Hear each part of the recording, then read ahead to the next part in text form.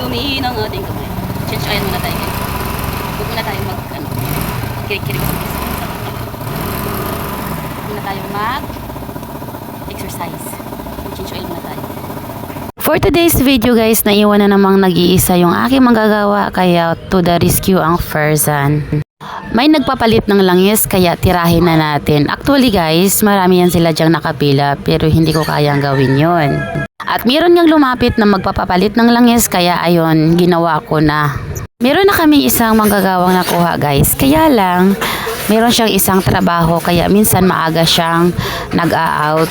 Mahirap talaga pag isa lang yung tao ko dito sa shop kasi minsan yung customer sabay-sabay na magsisidatingan.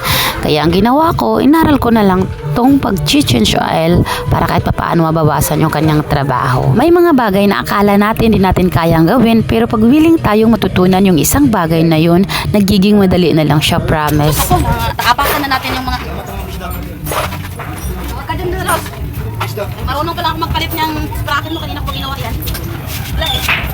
Mag-change na lang tayo. Sino ka sa ginte? Oo, tapos ko, banatan. Kaya lang. Shut up. Dito naman pumupunta sa akin. Ano? Ha? Ano, wala magagawa eh. Ito lang siya ngayon eh. Ayan. Tulog na ako. Nagigit natin, Ben. Kaya mo, Ben? Pawis ko.